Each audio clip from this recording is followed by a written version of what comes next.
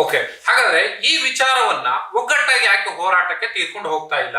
ಒಂದ್ ಕಡೆಯಲ್ಲಿ ಯತ್ನಾಳ್ ಅವರು, ಮತ್ತೊಂದ್ ಕಡೆಗೆ ಈಶ್ವರಪ್ಪನವರು ಆ ವಿಚಾರವನ್ನು ಇಟ್ಕೊಂಡು ಹೋರಾಟವನ್ನ ಮಾಡ್ತಾರೆ. ಆದ್ರೆ ವಿಜಯೇಂದ್ರ ಅವರು ಅವರ ಹೋರಾಟಕ್ಕೆ ಹೋಗೋದಿಲ್ಲ. ಎಲ್ಲ ಒಂದ್ ಕಡೆ ಬಿಜೆಪಿಯಲ್ಲಿ ನಾಯಕತ್ವದ ಸಮಸ್ಯೆ ಸೃಷ್ಟಿಯಾಗ್ಬಿಟ್ಟಿದ್ಯಾ ಅಂತ? ಇಲ್ಲ, ಪ್ರಶ್ನೆ ಕೆಲವು ವ್ಯಕ್ತಿಗಳಲ್ಲಿ ಸ್ವಂತ ವಿಚಾರಗಳು ಕೂಡ ಆಗಿಂದಾಗೆ ಪುಟಿದೆ ಬರ್ತವೆ. ಇದು ಆಗಿರ್ತಕ್ಕಂಥ ಸಮಸ್ಯೆ.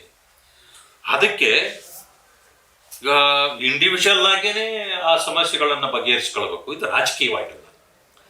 ಆದರೆ ಪ್ರಶ್ನೆ ಏನಾಗಿದೆ, ಈಗ ನಾವು ವಕ್ತನ ವಿಚಾರದಲ್ಲಿ ಪಕ್ಷ ಒಂದಾಗಿ ಕೆಲಸ ಮಾಡಬೇಕಾಗಿದೆ. ಅವರು ಈಗ ನಮಗಿಂತ ಮುಂಚೆ ನಾವು ಮಾಡ್ತೀವಿ ಅಂತೇಳಿ ಒಂದು ಗ್ರೂಪ್ ಮಾಡಿಕೊಂಡು ಇವರು ಹೊರಟಿದ್ದಾರೆ. ಬಟ್ ನಾನು ಹೇಳೋದು, ಅವರು ಇವರು ಅನ್ನೋ ಪ್ರಶ್ನೆ ಪಕ್ಷದಲ್ಲಿ ಇರಬಾರ್ದು. ಓಕೆ, ದೊಡ್ಡವರೊಂದು ಮಾತು ಹೇಳಿದ್ದಾರೆ, ಕೂಡಿ ಬಾಳಿದರೆ ಸ್ವರ್ಗ ಸುಖ. ಇದು ಕೂಡಿ ಬಾಳೋದನ್ನ ನಾವು ತಿಳ್ಕೊಳ್ಬೇಕು, ಅವರು ತಿಳ್ಕೊಳ್ಬೇಕು, ಎಲ್ಲರೂ ಕೂಡಿ ಬಾಳ್ಬೇಕೇ ಹೊರತು ನನ್ನ ಪಾಡು ನಂದು, ನಿನ್ನ ಪಾಡು ನಿಂದು ಅಂದ್ರೆ ಇದು ಒಂದು ಪಕ್ಷ ಅಂತ ಆಗೋದಿಲ್ಲ. ಇದಕ್ಕೆ ಶಮನ ಈಗ ಸದ್ಯಕ್ಕೆ ಇಲ್ಲಿ ಆಗೋದಿಲ್ಲ. ಇದು ಹೈಕಮಾಂಡ್ ತೀರ್ಮಾನಕ್ಕೆ ಬಿಟ್ಟ ವಿಷಯ ಇದೆ. ಇದುವರೆಗೂ ಅವರು ಕೂಡ ಬಹಳ ಬ್ಯುಸಿ ಇದ್ರು ಚುನಾವಣೆಗಳು. ಈಗ ಅವರು ಬಿಡುವ ಆಗ್ತಾ ಇದ್ದಾರೆ.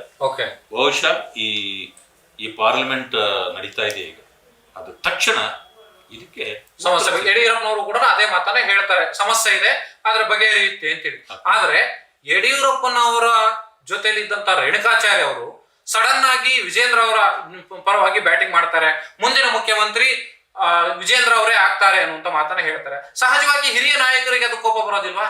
ನೋಡಿ, ಸಹಜವಾಗಿ ಯತ್ನಾಳ್ ಅವರು ನಮ್ಮ ಪಂಗಡದಿಂದ ಒಬ್ರು ನಮ್ಮ ಟೀಮ್ ಇಂದವನ್ನೇ ಮುಖ್ಯಮಂತ್ರಿ ಆಗ್ತಾರೆ ಅಂತ ಅವ್ರು ಸ್ಟೇಟ್ಮೆಂಟ್ ಕೊಡ್ತಾರೆ. ನೋಡಿ, ಈಗ ಚುನಾವಣೆ ಆಗಿದೆಯಾ, ಈಗ ಮುಖ್ಯಮಂತ್ರಿ ಪ್ರಶ್ನೆ ಇದೆಯಾ, ಇನ್ನು 3.5 ವರ್ಷ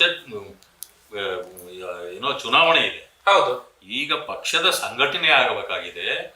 ಈ ಕರಪ್ಟ್ ಗವರ್ಮೆಂಟ್, ಇದರ ವಿರುದ್ಧ ನಾವು ಸೆಣಸಾಡಬೇಕಾಗಿದೆ.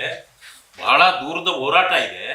ಇವೆಲ್ಲ ಬಿಟ್ಬಿಟ್ಟು ಆಗ್ಲೇ ಏನು ನಾಳೆ ನಾಳದ್ದೇನೋ ಚುನಾವಣೆ ಆಗಂಗೆ ಮಾತಾಡಿದ್ರೆ ಯಾರು ಇದಕ್ಕೆ ಹೈಕಮಾಂಡ್ ಒಪ್ಪೋದಿಲ್ಲ, ನಾವು ಒಪ್ಪೋದಿಲ್ಲ. ನೋಡಿ, ಯಾರೇ ಆಗಲಿ ಗುಂಪುಗಾರಿಕೆ ಮೊದಲು ಬಿಡಬೇಕು. ಪಕ್ಷದಲ್ಲಿ ನಾವು ಹತ್ರಕ್ಕೆ ಹೋಗ್ಬೇಕು, ಅವರು ಹತ್ರಕ್ಕೆ ಬರಬೇಕು.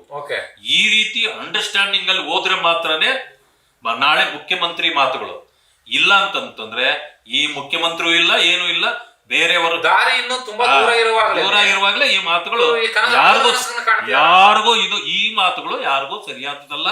ಆಮೇಲೆ ಹೈಕಮಾಂಡನೇ ಈಗ ಅಧ್ಯಕ್ಷನ ಮಾಡಿರೋದು. ಹೌದು, ಈ ಪಕ್ಷದ ನೇತಾರ ಯಾರು? ಮೊದಲನೇದು ಅಧ್ಯಕ್ಷರು. ಅಧ್ಯಕ್ಷರ ಆದೇಶಗಳನ್ನು ಎಲ್ಲರೂ ಪಾಲಿಸಬೇಕು. ಸ್ವಲ್ಪ ವ್ಯತ್ಯಾಸ ಆದಾಗ ಅದನ್ನ ಹೈಕಮಾಂಡ್ ತೀರ್ಮಾನ ಮಾಡ್ತದೆ. ನಾವೇ ಉತ್ತರ ಕೊಟ್ಕೊಂಡು ಹೋಗೋದು ಸರಿಯಲ್ಲ. ನಾನು ರಿಕ್ವೆಸ್ಟ್ ಮಾಡ್ತೇನೆ ಮಾನ್ಯ ರೇಣುಕಾಚಾರ್ಯ ಅವರಲ್ಲಿ, ದಯವಿಟ್ಟು ಇದನ್ನ ಬೆಳೆಸಕ್ ಹೋಗೋದು ಬೇಡ. ಹಿರಿಯರಿಗೆ ಬಿಟ್ಬಿಡಿ. ಒಬ್ರಿಗೊಬ್ರು ನಿಮ್ಗವರು, ಅವ್ರು ನಿಮಗೆ ಉತ್ತರ ಕೊಡೋದು ಇದು ಪಕ್ಷದ ಕೆಲಸ ಅಲ್ಲ. ಎರಡೂ ಸೇರಿದ್ರು ಎರಡೂ ಗ್ರೂಪ್ಗೆ ಅಧ್ಯಕ್ಷರು ವಿಜೇಂದ್ರ ಅವರೇ, ಅವರು ಏನ್ ಹೇಳ್ತಾರೆ ಅದು ನಮ್ಮ ಪಕ್ಷದ ನಡೆ ಆಗ್ಬೇಕು. ಆ ಅಧ್ಯಕ್ಷರಿಗೆ ಇನ್ನೊಬ್ಬರು ಬಂದರೂ ಕೂಡ ನಾವು ಅವರ ಮಾತು ಕೇಳಬೇಕಾಗ್ತದೆ. ಆದ್ರಿಂದ ಈ ರೀತಿ ಗುಂಪುಗಾರಿಕೆ ಬೇಡ ಅಂತಕ್ಕಂಥ ನನಗೆ